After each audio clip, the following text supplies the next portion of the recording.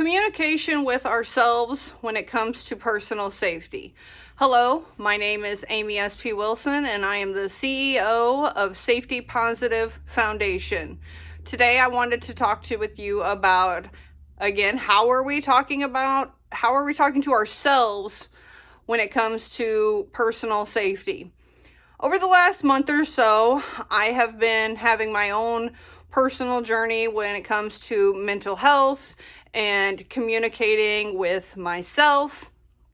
And I really wanted to bring that into Safety Positive Foundation. And we had a discussion at one of our tea time events. And so, again, tea time discussions generally get brought into the YouTube videos. Ideally, before we have these tea time discussions, but mental health, anywho. So, in the discussion, we were discussing how your conversations with yourself plays into your view in how you think about personal safety. If you have had experiences, depending on where you are at in your journey when it comes to your diagnosis with your disability, those things play a factor into your view in personal safety. And so the first thing that I would like to suggest when it comes to your personal safety, is give yourself grace and being able to love yourself. And what I mean,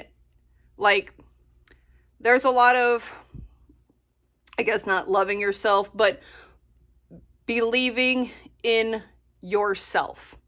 And that might seem like a hard thing to do. And again, a lot of what I say on these videos, there might be a recurring theme. I basically speak a lot from personal experience. And I don't know if that gives people comfort or not, but I'm just authentic, I guess, in that. So, take it or leave it. But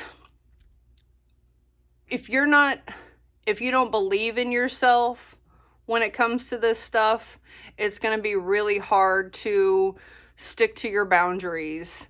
And it kind of tends to have a domino effect on different stuff. And there's a lot of other factors that I'm not going to get into today because it's not on topic. So, but believing in yourself is sort of that first step. But also giving yourself grace, because not every day you're going to have that belief in yourself. It is a work in progress, but the goal is to have more days of believing in yourself. And so I'm going to kind of go back to what I was talking about, that being diagnosed and that grieving process. And so if you're new to being diagnosed, say you're fresh into that diagnosis, there is generally a grieving process, and it's the same grieving process of death. And it doesn't matter if it's blindness, disabilities in general, and there is you can have that grieving process for not just disabilities, but other parts of yourself. You can have it for relationships even. So think about it like that. I went through that stage, those different stages for a long time. And honestly, to fully accept my blindness, it took me over 20 years to fully accept it. Like, people thought that I had accepted it, and I would have told you, because I was diagnosed when I was 10, and about 15, I thought that I had accepted it. I was comfortable. I did the stuff. I thought that I had accepted it.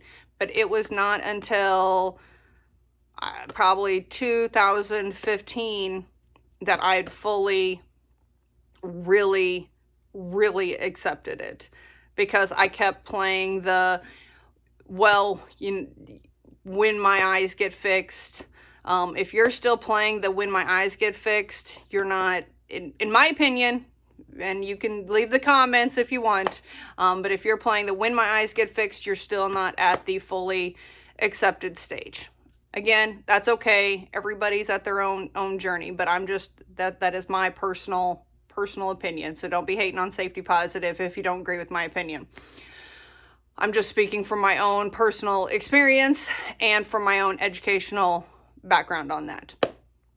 Anyways, but when you are at those different stages, you're going to, like, if you're at the angry stage in your grieving process, you're going to have a different approach towards people handling you as a blind person compared to if you are at that acceptance stage. You're going to let things roll a little more if you're at that acceptance stage compared to if you're at that anger stage. You're going to, if you're angry about it, you're going to be like, what's their problem? And they shouldn't be responding. And I've seen enough people respond and react differently to have a good idea of sort of what I'm talking about. And again, it's okay. The more we can become aware of where we are at in life, where we are at on our journey,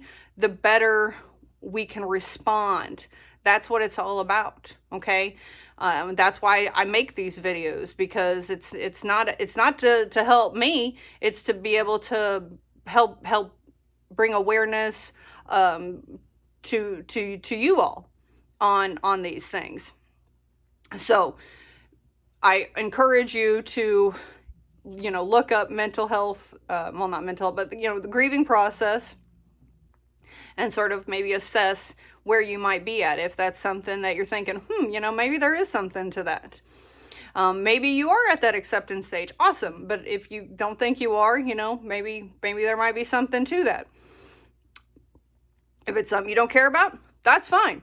But believing in yourself, figuring out where you are at in that journey process. Another part is not just in that journey of the grieving process, but how are you communicating in your own head to yourself? Are you somebody who tends to be really negative to yourself? Are you somebody who tends to be really critical to yourself? Are you somebody who tends to be the victim all the time? Are you somebody that tends to, it's never your fault? It's always somebody else's problem. You're not the one that caused this. It's somebody else's.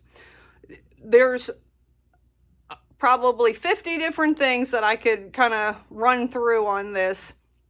But whatever it is, sort of analyze, how do you talk to yourself? I mean, are you somebody who's always happy and, trying to help others?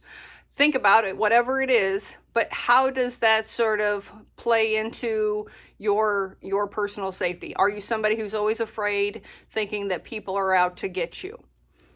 I am personally one of those people that I'm probably way more critical on myself than I need to be.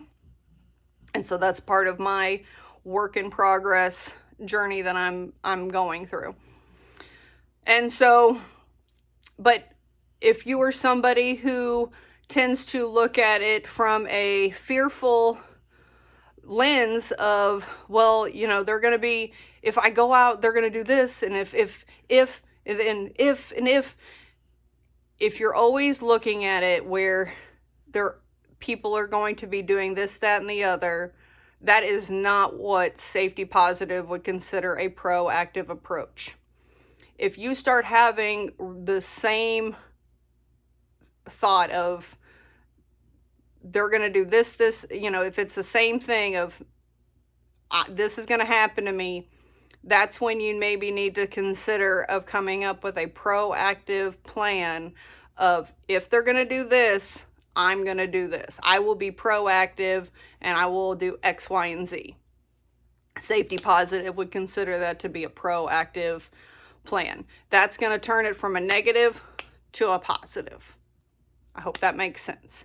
And we are here at Safety Positive Foundation are more than happy to assist you in guiding you to help you come up with that plan. That's going to be one of our services we're going to start offering in the fall, because we want to assist you with that, because sometimes you don't have all the tools in the toolkit to figure out how to make that happen. You don't have all the vocabulary sometimes.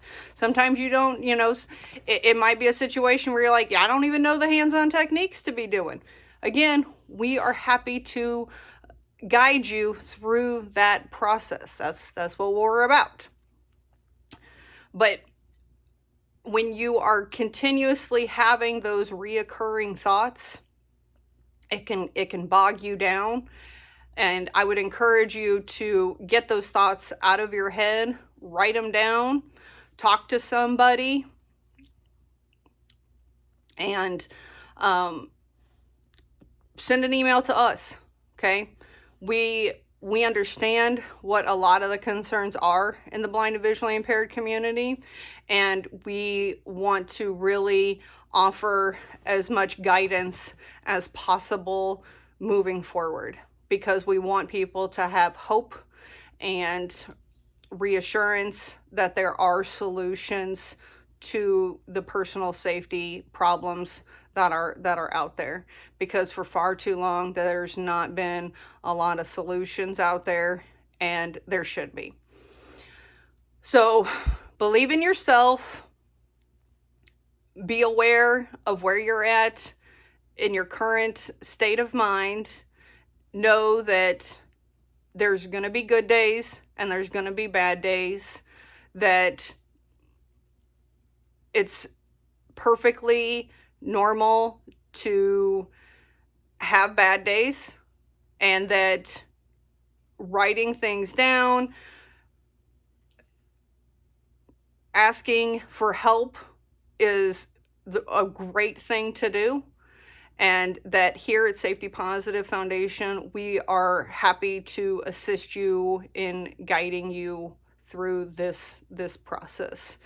And in the month of May, we are talking about ways to be proactive and activities that you can do to be proactive when it comes to your personal safety, not just physical, but mental, emotional, and spiritual. So hopefully you'll be able to join us for our tea times during the month of May, and that's going to be fun. Again, you can check us out on our website. You can email us. You can do all sorts of things. Find us. And I hope this was helpful. Keep staying safety positive, being proactive. It's those little things that you can do every day, believing in yourself, writing it down, being aware, and stay safety positive.